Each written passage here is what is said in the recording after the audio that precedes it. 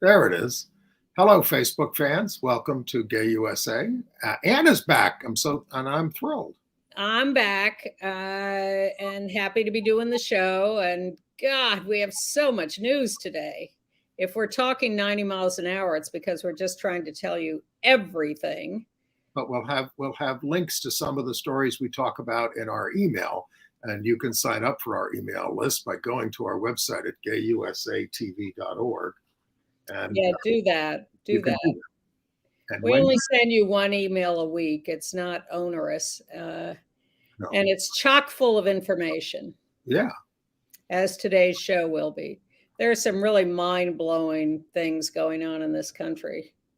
It sure is. It's, well, in this country and around the world. Yeah, but in this country in particular. Well. So it is our great pleasure to bring you news of the apocalypse. We do have a few positive stories. We certainly do. And I have a few. Mostly it's about good people who died. Well, there's good people who died, and there's other people who've come out. That helps. And a few heroes who are standing up to fight the good fight. Yeah. Oh, all over the place. All over the place. I mean, it's, well, we'll talk about it on the show. Don't give it all away, Andy. I know. Don't do an echo lead. Well, let me try to get my thoughts organized here in some kind of order. We're going to hopscotch from state to state to state. We used to hopscotch from Court of Appeals to Court of Appeals to Court of Appeals in various circuit. Yes, we gave you a great education on the judicial circuits around the country. Now it's state by state horror stories. Yeah. It sure is. Yeah. I won't be going to Florida anytime soon. Sorry.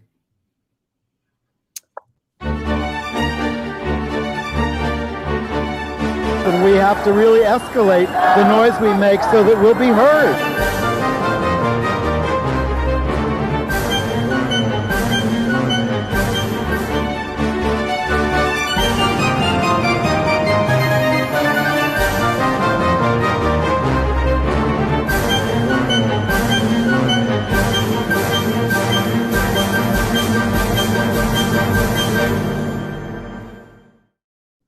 Welcome to Gay USA. I'm Andy Hum, and welcome back, Ann.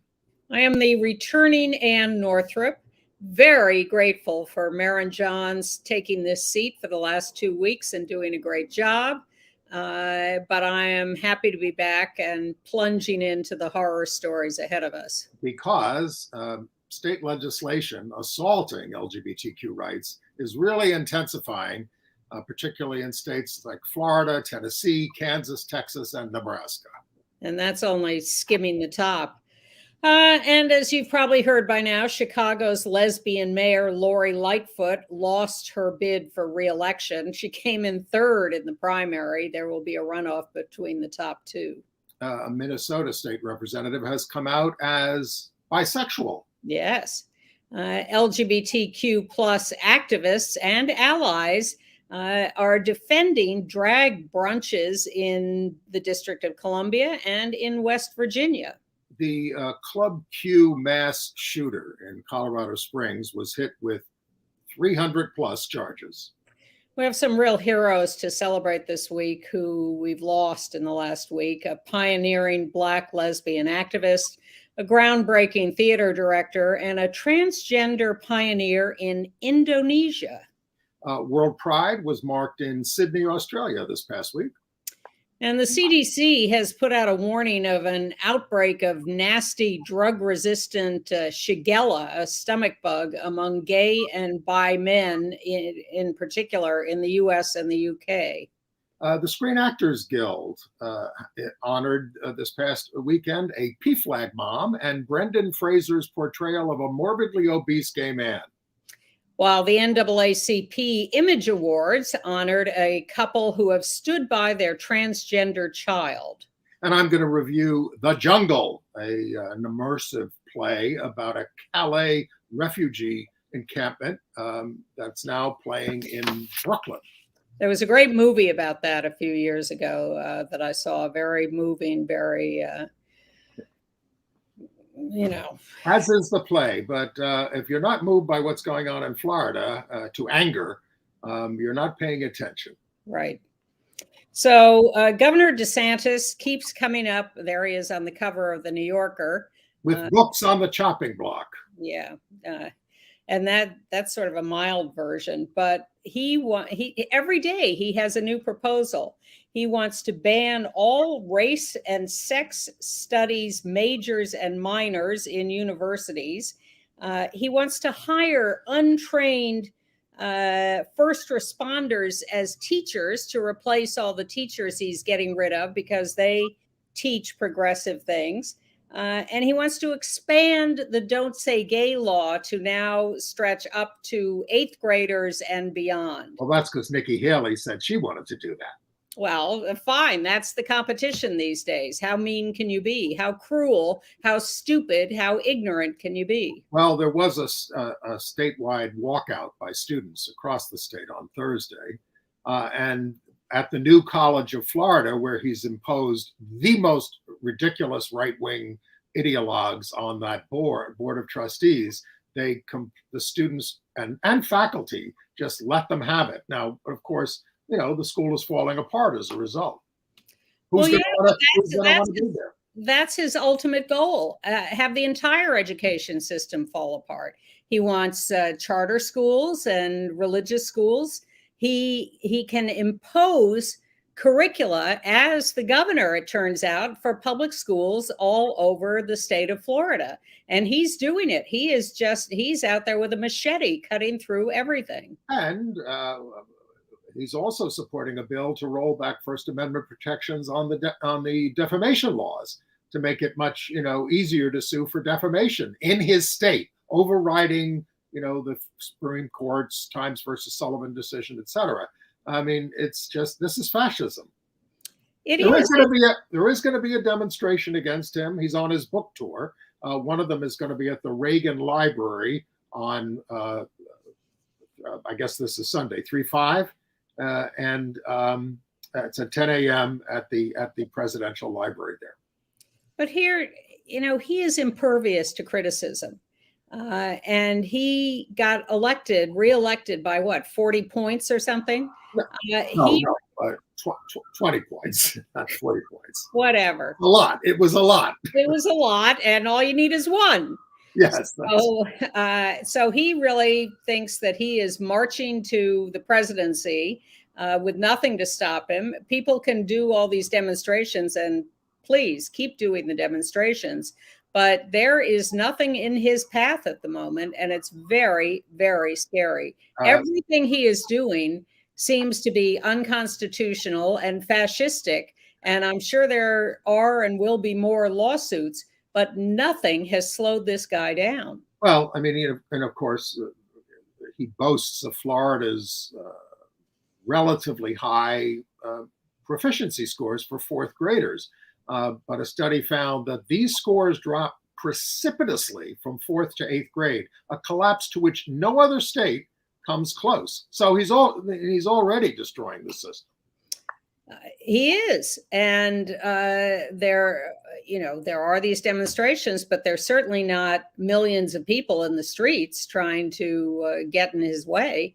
And until that critical mass shows up, and until he loses electoral strength, this is what we're in for, and it's spreading like wildfire across the country.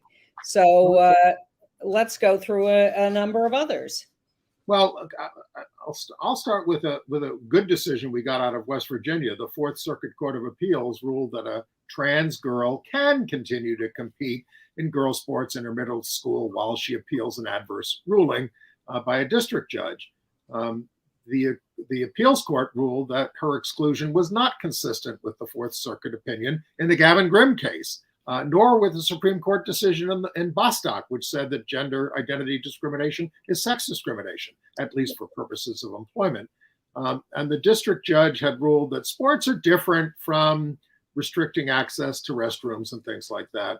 and it's unfair to have her play against cisgender girls. But so this is the 11-year-old girl who I believe is a track competitor. And she originally won her case, then she lost her case, and this is her winning again on appeal. But, and you know, hallelujah for it happening in West Virginia. But that's not a sufficient defense against fascists like DeSantis. all right, in Texas, a bill was introduced in the Senate to make nearly all gender affirming care, including surgical and non-surgical care, illegal, including for adults. It bars health plans from covering it. It increases medical liability for healthcare providers who offer it. And Texas has introduced 70 plus anti-LGBTQ bills in this legislative session. They must have very little to do with anything else for the people of Texas down there. In Kansas, the House and Senate have passed a bill barring trans and non-binary kids from school sports, bathrooms, healthcare, correctional facilities, domestic violence centers, schools, rape crisis centers. They need to take another vote or two on this. They do have a Democratic governor Kelly, who has vetoed stuff in the past, but I wouldn't be surprised to find that they have enough of a majority to override a veto. But they're just trying to wipe out all access to everything for trans and non-binary kids in every public facility in the state of Kansas. They're bullies, and so is Tennessee Governor Bill Lee. Republicans passed a bill there to criminalize drag shows. The bill prevents, quote unquote, adult-oriented businesses, including those that stage male or female impersonators, from operating within 1,000 feet of public property, such as schools, parks, or places of worship. Also bans topless dancers, go-go dancers, exotic dancers, and strippers, unless in venues that exclude everybody under 18. This is going to challenge a lot of Broadway road shows. Then it emerges that this Governor Bill Lee, who said he's going to sign all these bills, there he is in high school in full drag in a mini skirt. He does not deny that was him, but he bristles at conflating sexualized entertainment in front of children to his fun in high school. If drag is by definition sexual, how is that picture of him not exactly? He's showing a lot more leg than most drag queens. Exactly. The legislature also passed a bill for no health care for trans youth in Tennessee. Again, they're just trying to wipe people out. They do not want any LGBTQ plus people to exist. They want us, and wait till we get to Ukraine. Well, then you've got situations like in Vermont, where a Christian school forfeited a basketball game at a state championship after refusing to play against the other team, Long Trail Mountain Lions, because they had a trans girl on their team. The head of the Mid-Vermont Christian school said it was unfair and it would have been unsafe. But state law there prohibits discrimination based on gender identity, and that law is supported by the Republican governor, Phil Scott. So P.S., that was all part of a statewide tournament.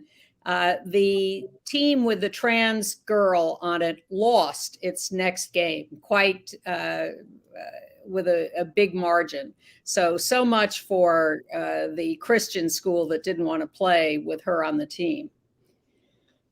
In South Dakota, Governor Kristi Noem, who also would like to be president, has signed the bill forbidding health care for trans youth. That's off the table in South Dakota. In North Dakota, the House there has passed 5 bills targeting transgender and non-binary youth. This is what they're doing these days in these state legislatures. Right. So pay attention. If you want to find out what's going on in your state, go to aclu.org.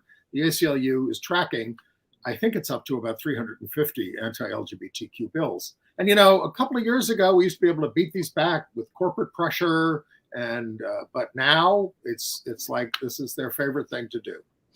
Well, and you may be thinking this is an echo of what we did with marriage equality 10, 15 years ago. The Republicans adopted that as their vehicle for getting elected by lying and scapegoating us, passing constitutional amendments and laws in states across the country forbidding same-sex marriage, taking power with George Bush getting reelected in 2004. This was their crusade then. All right, we're past that. We beat that back for the most part. Watch out for the future.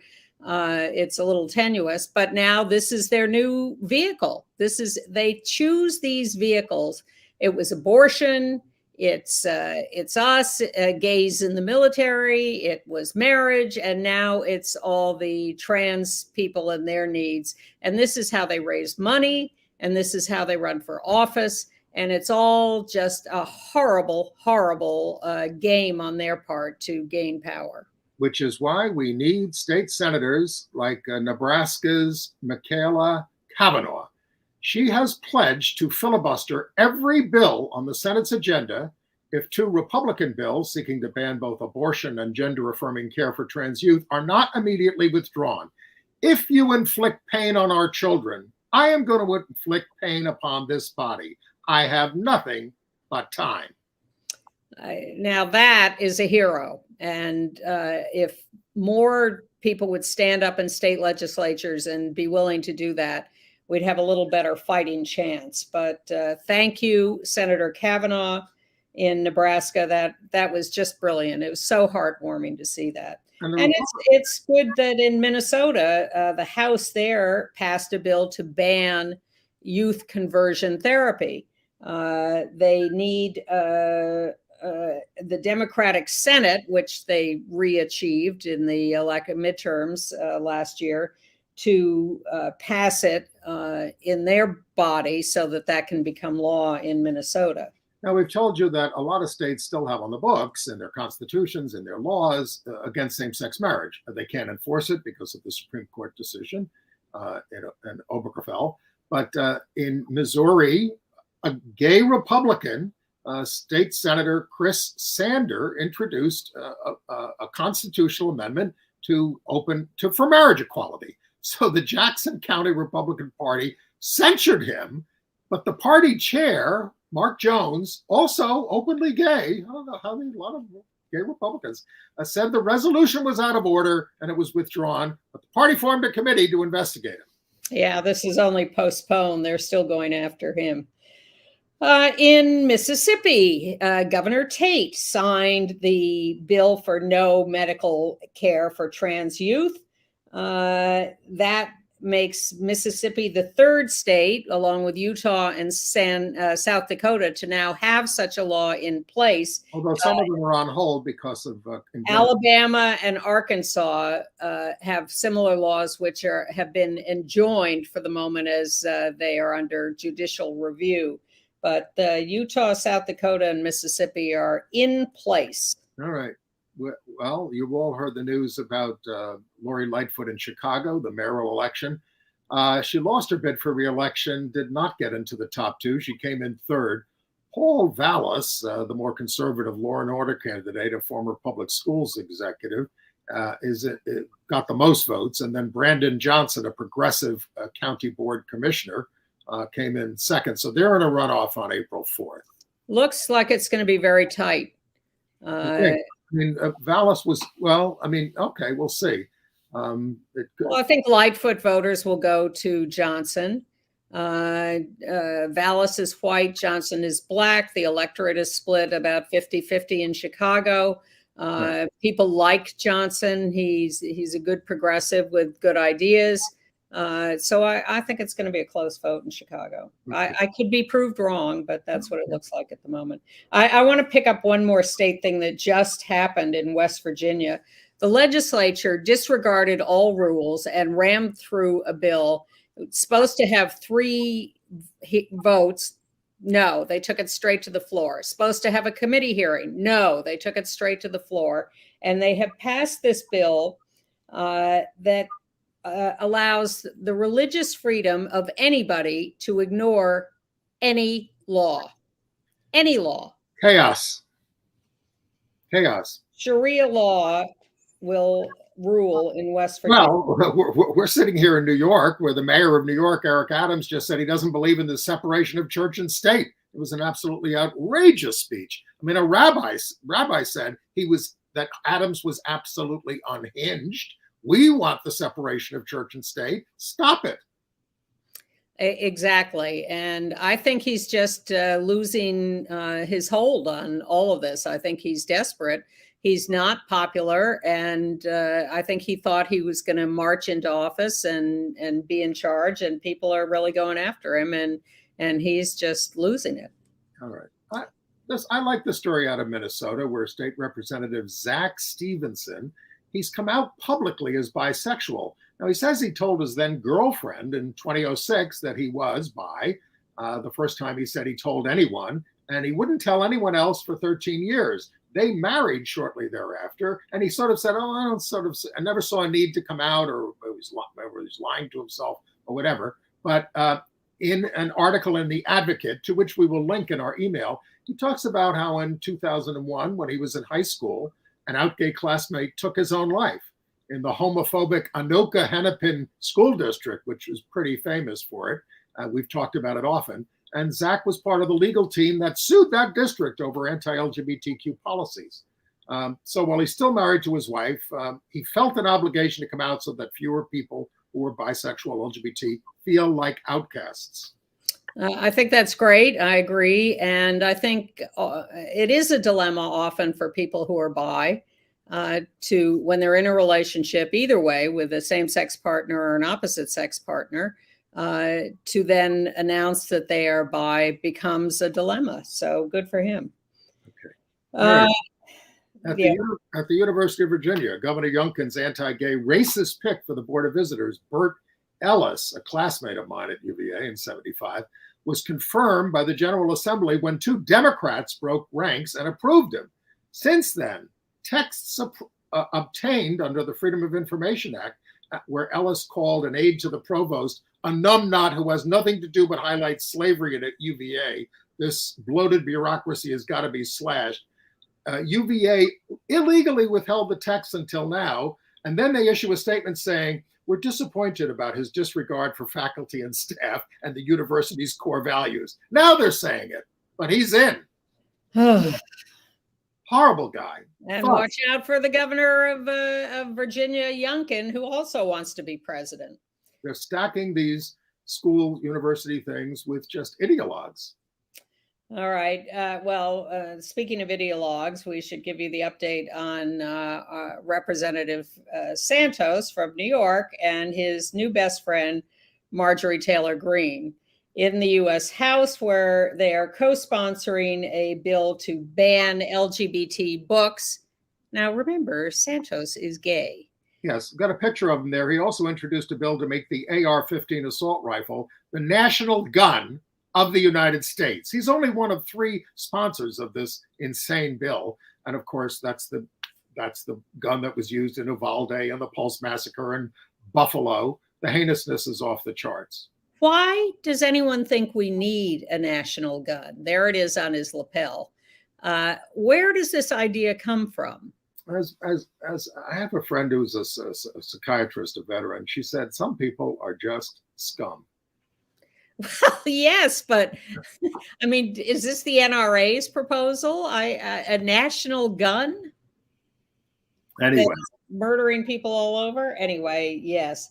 The movement, if you want to catch up on some of this, in addition to the ACLU's list, the Movement Advancement Project, which is a sort of think tank for the movement, has issued a new report called Under Fire, the War on LGBT People in America.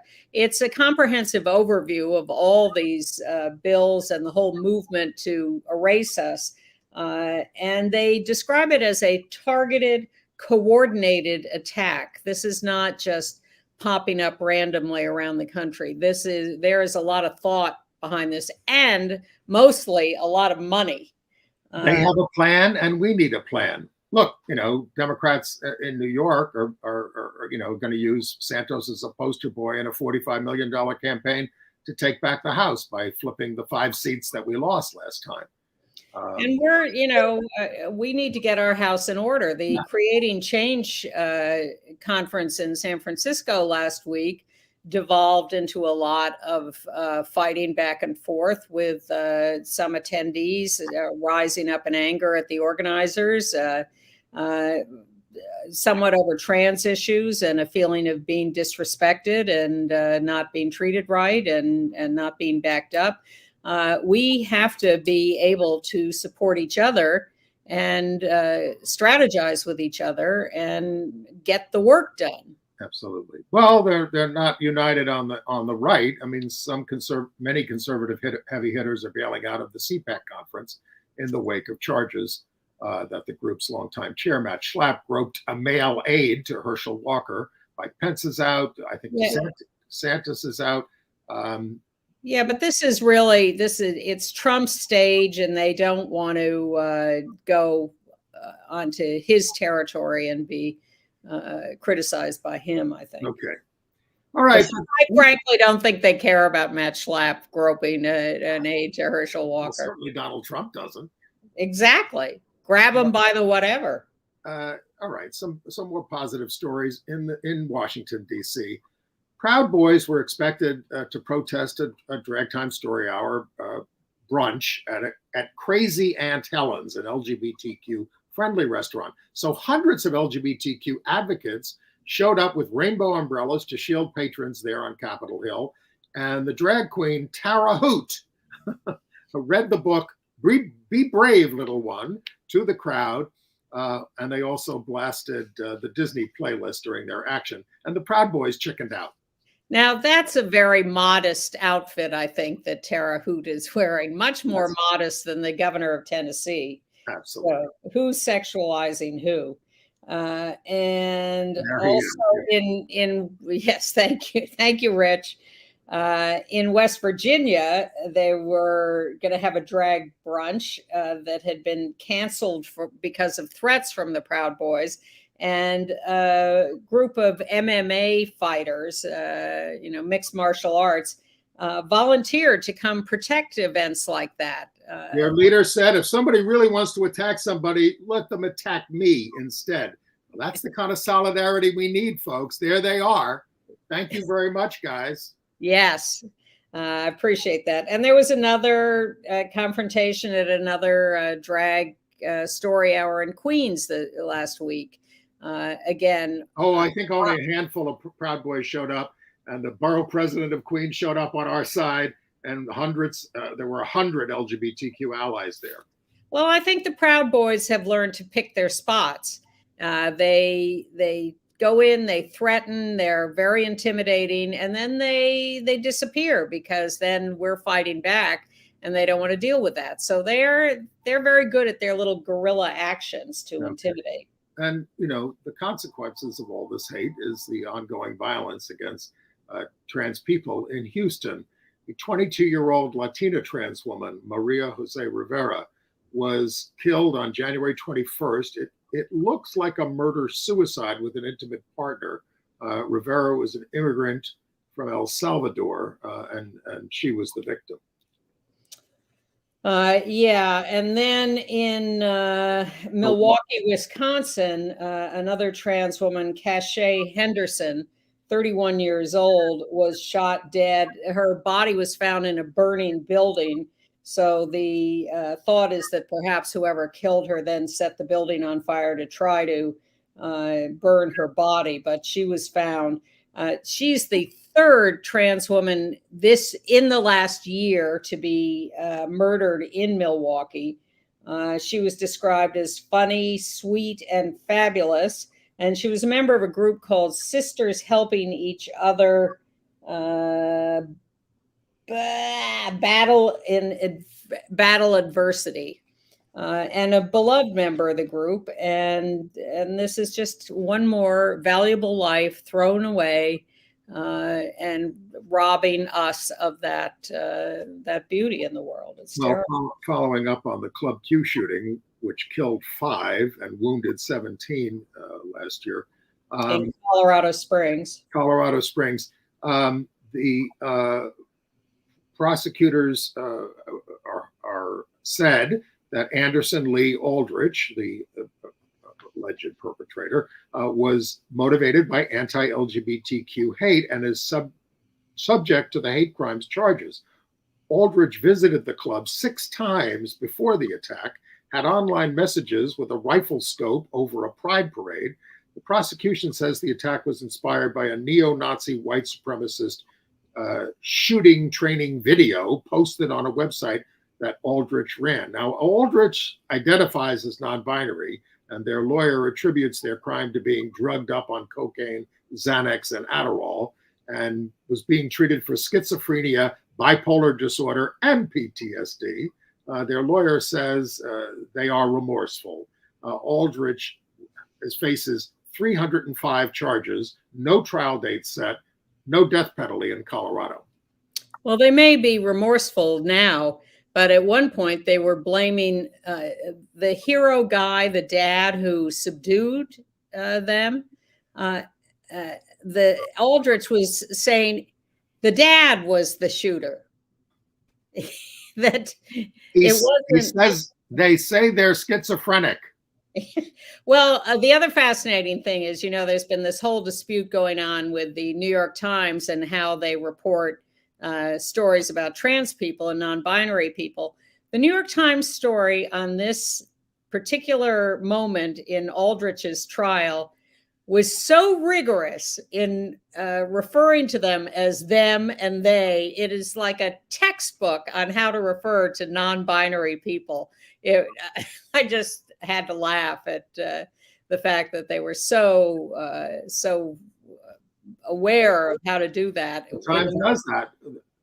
The Times respected the pronouns of Taylor Mack, the playwright, whose pronoun more on Taylor Mack. His pronoun is Judy. Yeah. Well, all right. It was just ironic. All right. Can we talk about the people that we lost this past week? Yes. Well, I knew Achebe Betty Powell from way back. Sorry? We both did. Yes.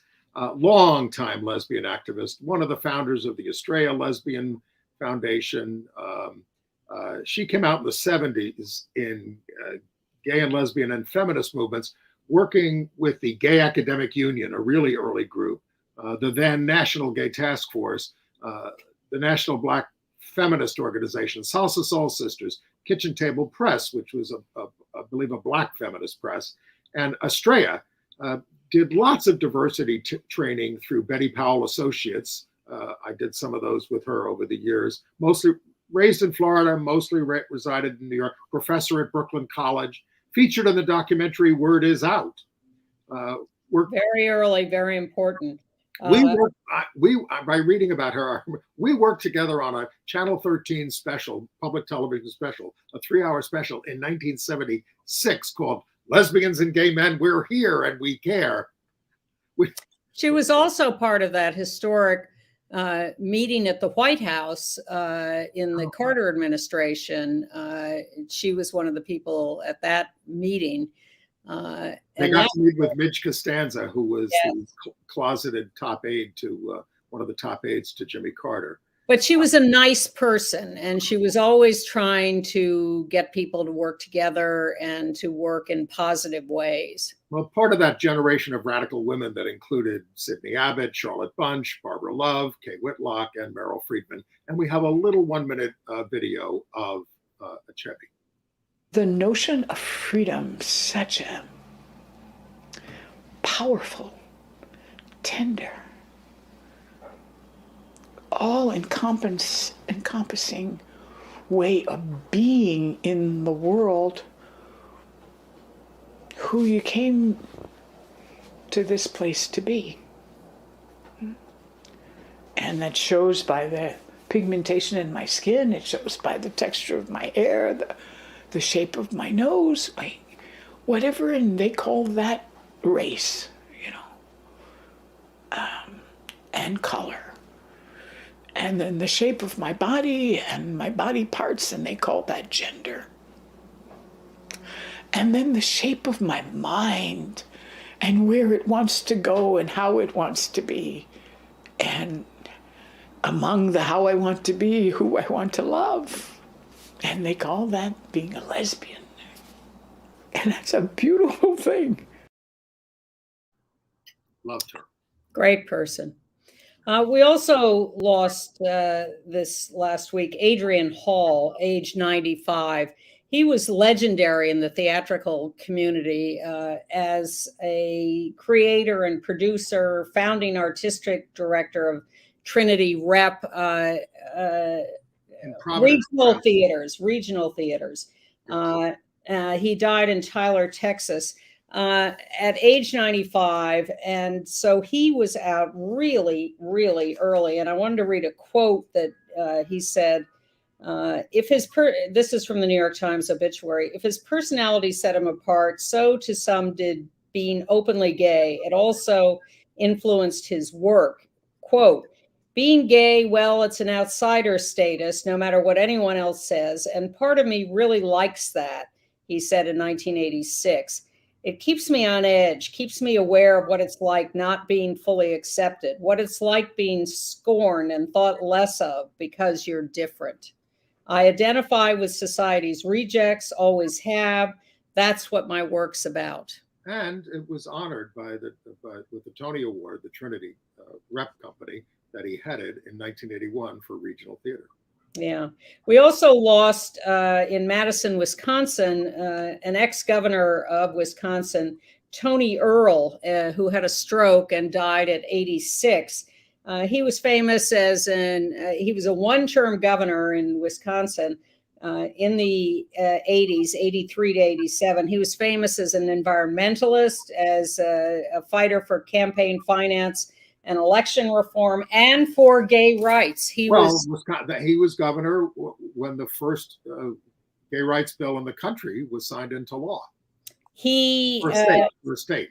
He, by executive order, established a process for gay people to bring discrimination complaints, created a governor's council on gay and lesbian issues, appointed an openly gay man as his press secretary, and Tammy Baldwin, who we know went on to become the first out gay United States senator, interned in his office. So he was a terrific ally 40 years ago. Okay, tell us how the Reclaim Pride Town Hall went in New York, getting ready for the Queer Liberation March in June. Yes, we will have the 5th Queer Liberation March this June, on the last Sunday in June. These are some of the people who were at a meeting last week at the community center. Panel discussions of issues that will form the basis of the march this year.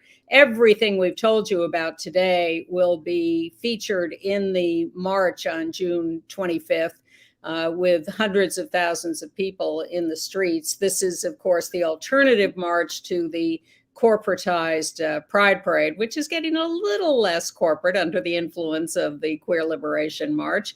If you're interested in getting involved in the organizing of the Queer Liberation March, go to reclaimprideny.org and sign up for the weekly Zoom meetings or to volunteer or whatever, get more information about it. And it's the St. Patrick's marching season. The St. Pat's for All March is Sunday, March 5th at noon at 43rd and Skillman out there in Queens, a grand tradition that arose because of our exclusion from the Fifth Avenue parade for so many years, but we're in that one too, and that's March 17th, and we'll march with lavender and green.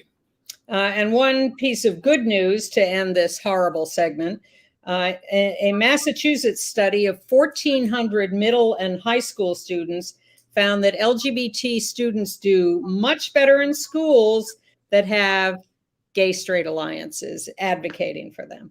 Surprise. Okay, international news. Yeah, starting off in the Ukraine, we've told you about the trans woman, Sarah Ashton Cirillo, who started out in the war there as a reporter, but after witnessing the bombing of Kyiv in October 2022, she enlisted in the Ukrainian armed forces. She has been injured by Russian shelling, lost part of a hand, her face is scarred. I think this is a picture before that. But she says it's fine. I'm just thrilled to be fighting this fight, and it's a mandatory mission for me, and I'm not hurt that badly. Well, I'm going to say my roommate is headed there tonight to Kyiv to work for the UN with the refugees. So good luck to him. Yes, good luck. Meanwhile, because they're, of course, running out of all sorts of supplies in Ukraine, that includes hormones for trans people there, not to mention the needles to administer them, and hospitals and pharmacies are shutting down. And so trans people in Ukraine are being forced to detransition because they just don't have the resources to maintain their gender identity. In Australia, the gay and lesbian Mardi Gras was also World Pride this past week, the first one since the COVID shutdowns, and the Prime Minister there in the center, Anthony Albanese, was indeed the first sitting Prime Minister to march in it, calling it a celebration of modern Australia. We have a couple of other pictures from there. There's a group carrying a banner that says, "Stop police attacks on queers, women, and blacks. Queers say treaty now, cops out of Mardi Gras." Albanese wants them to get them behind a treaty for Indigenous people there. And there's a nice, colorful shot of some of the marchers. So I guess they have an integrated parade that combines the traditional with the Reclaim Pride themes. In Israel, they're celebrating the first child born to a gay male couple by a local surrogate because a court ordered equal access to surrogacy in Israel recently. And this is the first child born by that method, and now in a legal situation. In Indonesia, the leader of an Islamic boarding school for trans women has died. Shinta Ratri, 60 years old, had a heart attack. She transitioned herself as a teen and founded the school in 2008 as a retreat and place to pray, since discrimination is very acute at mosques where men and women are often segregated by sex when they pray. She was the face of the trans movement in Indonesia, which is called Waria Rights there, for which she worked since 1982, a true pioneer. Really amazing.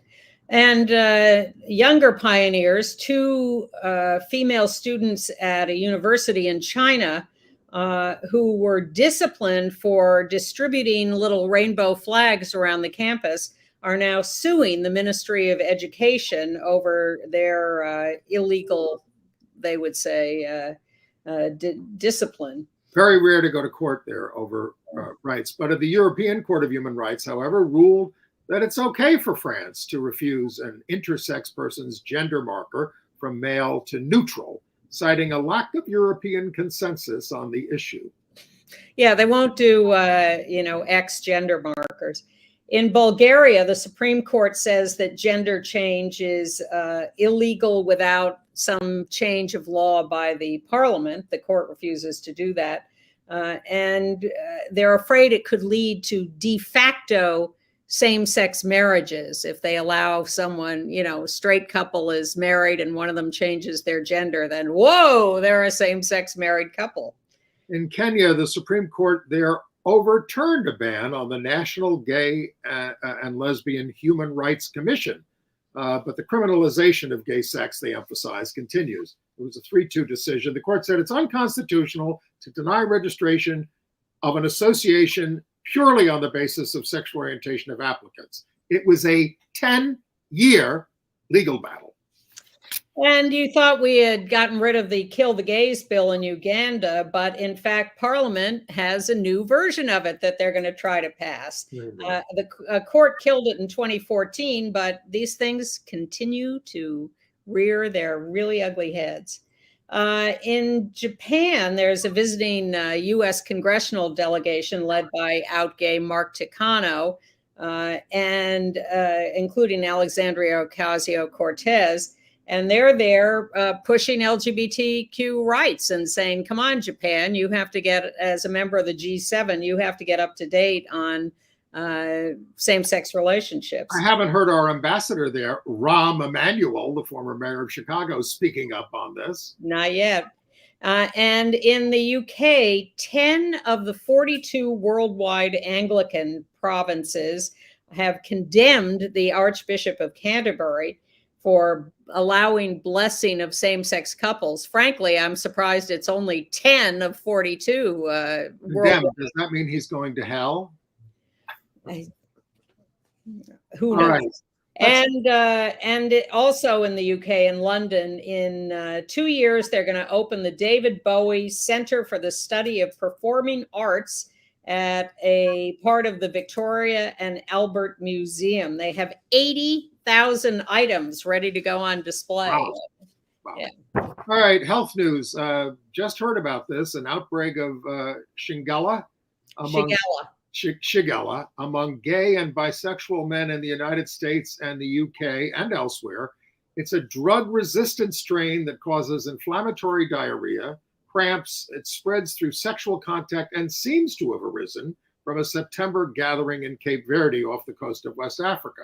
Now, the cases have risen off the charts exponentially, virtually untreatable, says the CDC, resistant to all available antibiotics, and there are no official alternatives. Highly infectious.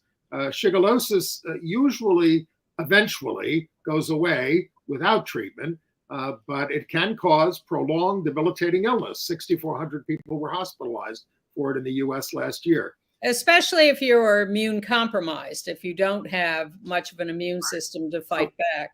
If you get it, stay home from work. If you're in healthcare, food service, or childcare, avoid preparing food for others. Wash your hands often, refrain from swimming, and abstain from sexual contact, please. The CDC also issued a warning that gonorrhea is at risk of losing susceptibility to the last remaining simple and effective antibiotic to treat it. So these are cautions. It's all about sanitation. It's about because it's fecal matter that spreads Shigella. You wash your hands, stay clean, take care of yourself. In Madrid, an HIV positive man, 34 years old, has been sentenced to 10 years in prison for having unprotected sex with a 15-year-old who said it was consensual. No word on whether he transmitted HIV or what his viral load level was, but he's going to prison for 10 years, even though March 1st this week was Zero Discrimination Day. And we're supposed to be aware of not criminalizing people with HIV, but there's a lot of ignorance in the world. And this is another fight we're still doing. And the UN AIDS program is worried about what's happening with trans sex workers in Peru, increasing murders, disappearances, kidnappings, pimps demanding money and killing the trans workers. 78% of trans people in Peru do sex work because that's the only job they can get. A lot of persecution and violence, very high risk of HIV, and very little access to health care. All right, on to entertainment news. Shifting gears, at the Screen Actors Guild SAG Awards, my union, the big winner for movies was Everything Everywhere All at Once. But from a gay angle, Brendan Fraser won Best Actor for playing a morbidly obese gay man in The Whale, based on a play by playwright Samuel Hunter. And Sally Field, actor and activist, including being a PFLAG mom, was presented the SAG Lifetime Achievement Award by Andrew Garfield, who cited her longtime advocacy for the LGBTQI community. We like her. We really like her. Yeah, we would have liked it more if she had said something about her gay son or her activism. It's really, the SAG Awards, I know it's your union, but they sort of annoy me with their self-involvement as actors. For God's sake, get over yourselves. Hey, solidarity forever, sister. Yeah, whatever. Meanwhile, I was watching the NAACP Image Awards where Dwayne Wade and Gabrielle Union, who are longtime activists on behalf of their trans daughter, were given a special award. And they got up and gave an amazingly eloquent speech for trans rights. Their daughter Zaya has just gotten a legal name change and gender change at age 15. They talked about how we all need to be in a fight for everybody. And they're addressing a Black audience at the NAACP Image Awards. And so they brought it to the crowd and said, look, you're very supportive of some, but not for all. And you need to support all. Black trans people are under attack, and we need the intersectionality of everybody being on the list. Great. Also, Brittany and Cheryl Griner were there as sort of special guests and presenters. There's Brittany without her dreadlocks in a suit, and Cheryl, and they were quite wonderful. And so was Janelle Monáe as a presenter, and Queen Latifah as the host. It was a very gay NAACP Image Awards. NAACP is very strong on LGBTQ rights. And I am very strong on a play I saw this week. Now, I rarely get very enthusiastic, but I am. The Jungle, playing again at the St. Anne's Warehouse in Brooklyn, is once again the hit of the theatricals this season.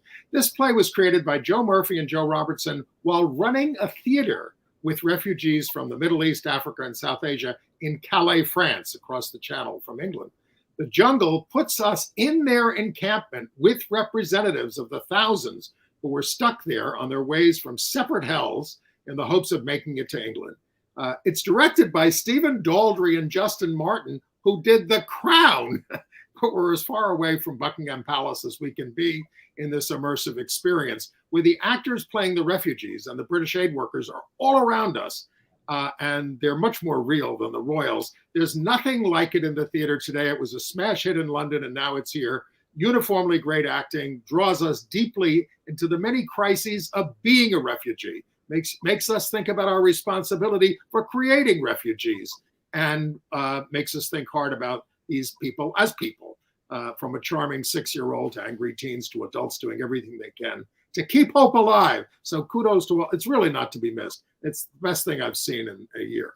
And if you can't get here to see it, see the movie about the refugees waiting in Calais to get to the UK. Very, very moving.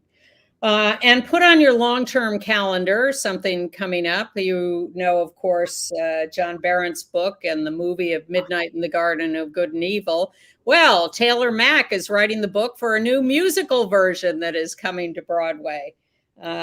This is based on a true story, of course, of the trial of an antique stealer in Savannah, Georgia, for murdering a gay sex worker. It was a 1997 film starring John Cusack and your favorite, Kevin Spacey. Hey, I saw a play in London called Love, which is about homeless people at a sort of a hostel in London. Waiting to get homes, and all kinds of different people mixed together. Well, I saw it several years ago. They're bringing it to the Park Avenue Armory. It's by Alexander Zeldin. It is one of the most. You are in this room with these people as they go through their daily routines, and it sounds kind of static, but it actually is so gripping. They keep the lights on in the theater the whole time so that you're not separated from them. I highly recommend it. And by the way, Jungle is playing until March 19th. And the Park Avenue Armory is a spectacular setting for dramatic productions like that. Now, you may have convinced me to go see that.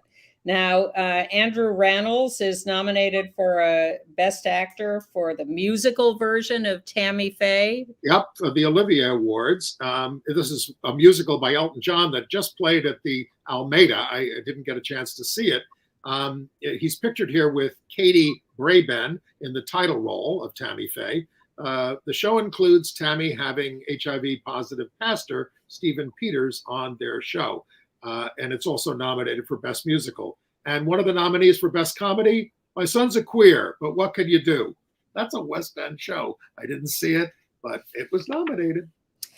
Well, perhaps you will try to seek it out on your next visit. And here's an incentive to watch season 2 of the Sex and the City sequel, And Just Like That. We do need an incentive. Hey, come on, everything can't be brilliant. It can at least be entertaining. Sam Smith, currently very controversial for playing the devil on the Grammy Awards with his hit song. He is going to be a guest star on And Just Like That in season 2, which will show up fairly soon on HBO Max. Yes, he tweeted that, they tweeted that they were up to something unholy on the set. Well, here's my nomination for cute moment of the week. There is evidently a Twitter production called Celebs Read Thirst Tweets. Yeah. People write tweets to them that are seductive or longing or whatever. So Allison Brie and Dave Franco, who are a couple, were celebrities reading a thirst tweet, and here's what it was. Listen, I am bisexual for a reason, and that reason is strictly to be used in a threesome by Dave Franco and Allison Brie. That's also why I'm bisexual. You've been waiting for this tweet from someone who you don't know who they are or what they look like? Yeah. It makes sense. It checks out. No one knows whether Allison Brie is actually bisexual, but the fact that she said that was considered extremely. You talked about the fact that a lot of bisexual people, are sometimes afraid to come out if they're, don't want to be discriminated against, even within the gay community. Yeah. But in that big Gallup poll, I mean, half the people who are LGBTQ identify as bisexual. They're by far the largest group self-identifying. Right. And we can argue all day or discuss what the reality of the spectrum is, but that's certainly. By the way, Allison Brie recently starred in the indie movie Spin Me Round that involved her making out with Aubrey Plaza, who is also bisexual, or at least is bisexual. Exactly. So confusing. And by the way, you mentioned Everything Everywhere All at Once really sweeping most of the SAG Awards. I was so happy to see Michelle Yeoh. Well, you told me who to vote for. Yes, I'm sure that put her over the top. At any rate, A24, the producers of that movie, Everything Everywhere All at Once, are conducting an auction of props and costume pieces from the movie to benefit the Transgender Law Center, the Laundry Workers Center, and the Asian Mental Health Project. So you might seek out that auction online if you want to support those organizations or grab a proper costume from that movie. Hey, pop star JoJo Siwa is joining the Broadway cast of Moulin Rouge. Going to play the lead, Satine, starting April 11th and through July 16th. Moulin Rouge is a show that I enjoyed very much, and she's going to be the star. Well, she's also going to do a horror movie called All My Friends Are Dead. We're getting some good titles this week. It's about a group of friends who rent an Airbnb at a music festival. Sounds horrifying to me. That's that. But a nice moment this week. We've got 1:55. And I have 2 stories from American Idol. So our American Idol contestant John Wayne Hatfield, 21, raised by his grandparents. After 50 years of marriage, Grandma died, but after a year and a half of mourning, Grandpa Ray came out as gay, and John's song of love and courage for Grandpa Ray got a standing ovation from the judges. We will link to it in our email. It's called Tell Me Ray, and it was very, very moving, and Grandpa was there. So they brought Grandpa into the room, and the grandson sang the song to him, and it just, broke everybody up. It was very heartwarming. But there was another moment in American Idol this week. A guy came on to audition from Texas, and they asked him to tell his story. And he said he was from a town called Santa Fe, Texas, where a gunman had come into his school 5 years ago and shot up a couple of classrooms and murdered 8 of his classmates and 2 teachers. And it was just an absolutely stunning moment. Katy Perry put her head down on the table, just weeping uncontrollably, and then gave a very expletive-laden speech about how this country is so screwed up and must do better.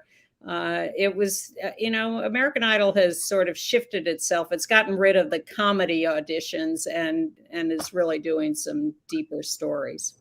Well, great to be with you this week. Welcome back, Anne, and we will see you next week. Yes. See you then. Bye. We do have a few seconds. Well, say hello again or goodbye.